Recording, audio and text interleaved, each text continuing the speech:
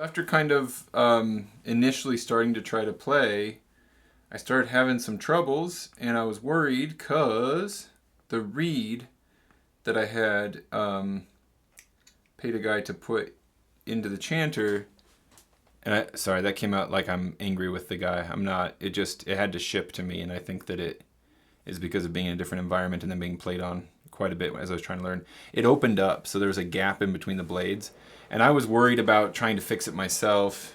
And that's why it comes to mind to say, like, well, because I paid a professional to do it, I was scared that I wouldn't know what I was doing and I would make things worse.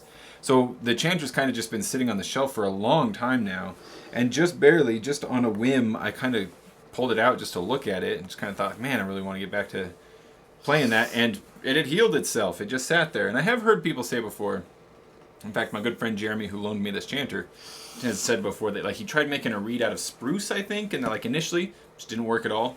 But then he just like left it out for a while, and one day it worked. And I've heard some other people say things like that about reeds before too. So now it works again. I don't know if it's having a hard time in the second octave because of me or because of the reed. So, but it's functional in the first octave. And I got excited when I realized this is helping me mentally anyway.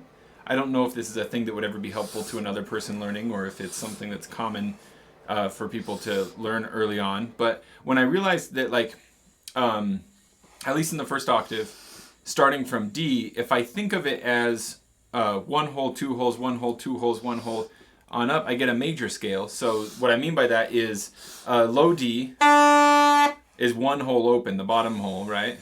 So with one hole open, that's my D. Then two holes open is E. One hole open, F sharp. Two holes, G. One hole, A.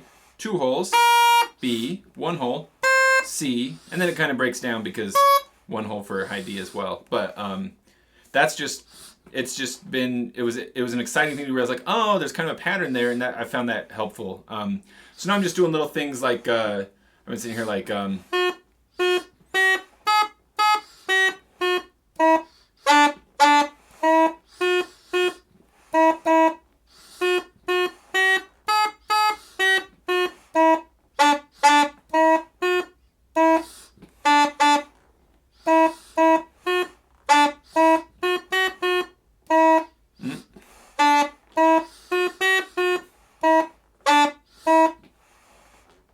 nope, there it is.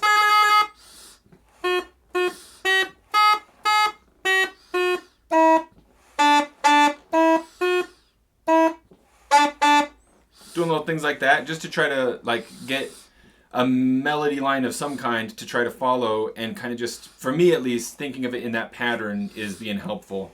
It's funny, I don't know if it's just my brain that, like, these little things, are they called mnemonics? I'm not sure what they're called. But little things like, I'm like, oh, okay, so apparently, like, F sharp is an unhappy note because it's always like, F U, F U, F U, F sharp, F U. Little things like that. D, down low. A is like a married person because it's the ring finger. Little things like that have been popping into my head too, that like I'm not trying to conjure them up, they're just coming into my head, and I think maybe that's helping me as well. Let's see.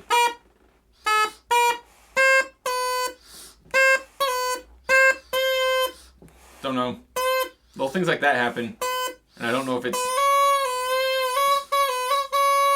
it's me or the chanter or the reed or what. So I'll just stay a little bit lower. But that's where I'm at. This is my my progress update. Like, I don't even know how long it's been since I first tried. Like, has it been a year? It's been super long. But lesson learned is primarily don't give up on a reed right away. Sometimes just leaving it alone, something magical will happen and it will work again. And then lesson 2 is, at least getting started, is 1 2 1 2 1 2. It's not exactly binary, but it seems to be helping me.